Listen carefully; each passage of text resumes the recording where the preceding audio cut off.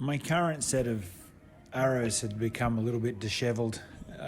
Used lots, lost lots, had different size fletchings. Some were sort of narrow, some were, the broader type. I had 3 fletches and I had 4 fletches, and I recently changed a few things. I was messing around with hand loading and trying different field tips and checking out the spines of my arrows, and I discovered that kind of the 200 grain up front worked really, really well. And I also discovered that sort of upon sort of using some of my old arrows, they used to be a little bit shorter than these ones. So I decided that it was time to refresh everything. So one of the things that I've filmed before, and it's how to get rid of sort of old arrow wraps. I've always had a whole heap of trouble. Lots of people find that they just peel off. That's just not my experience. So here you see I'm doing it just with a craft knife of sorts, just a razor blade, and whilst it works okay, it's really annoying. It leaves residue on there, and I've just found that using hot water is just it's just so much easier.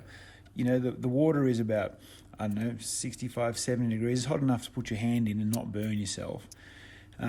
It softens the plastic, and the heat required to damage carbon, I understand it to be crazy high. So, a few seconds at 60 or 70 degrees, I haven't found to be any problem with it. And the wraps just come right off. So going back to some of my older arrows, I decided to shorten them a little bit.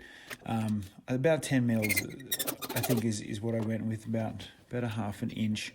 And what was interesting, I didn't use a grinder of any type. I just used a really, really fine fret saw blade, and I found that it left a really, really perfect edge, and I was able to control square very well. And then the arrows I had, most were pretty good because I had built these before, but some before I was a little bit more experienced. This one here, doesn't pass the spin test. So it's 1 out of, I think I have 9 in total. 1 out of 9 didn't really pass that spin test, but it worked out pretty well. But I had to sort of reinsert some of the inserts. So did the Ranch Fairies version of inserting an insert, and that worked out really well. Now these inserts, they're 90 grains of the stainless steel inserts with a sleeve from Bowhunters Domain, which is a guy up in Brisbane where I got the arrow shafts from, and these inserts. Interestingly, I ordered some and I made a mistake on his website, and I got the aluminium ones. They're only 55 grains, and I'm like, what's wrong with my numbers? I couldn't quite figure it out. So I quickly messaged him, and he sent them out the same day I returned the other ones. And fantastic customer service from a great Australian company. It seems it's the third time I think I've ordered arrows or parts from Bowhunters Domain. So anyway, there's the hand load stuff that I went through. Jammed a bunch of knocks in there, and then it was out for knock tuning. It's a long event. You can't get around that. I did it one at a time, but I've done it before, and you get a sense of what's going to fly and what's not going to fly.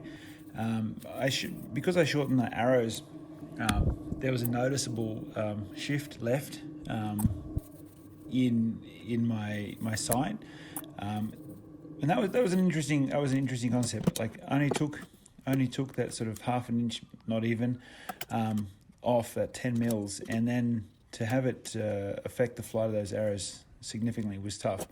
So anyway, once I had them all lined up, a little bit of paint marker on there to sort of identify where that stays, because they tend to move over time. And this time around, I decided to go with the Easy Vein system. Another Australian company, I believe these are 3D printed veins. Essentially, put a bit of tape on, couple of hits of glue, CA glue, super glue, and slide that thing on. Now they custom print them for arrows of any diameter. Part of their website process is like, are you using wraps with them? And I've decided not to, because I wanted to like remove that weight, whilst it's not much, from the back, to chase a little bit of FOC, which I actually haven't done the calculations on. I should do that. Now that I've got 200 grains up front in the point, and then I've got the 90 grains in the insert. Now these are what are they? They're right helical. They're 3 degrees, whereas my previous fletching jig, which would take me like hours to do a dozen arrows, was only 1. So for me, it's quite pronounced, and I've noticed a little bit louder on the arrow flight, but they look outstanding. I crested them a little bit as well, because I do a little bit of field archery, and you have to sort of identify which arrows, first, second, third, and fourth. But 670 grains, not going bad, and you know, they shoot, so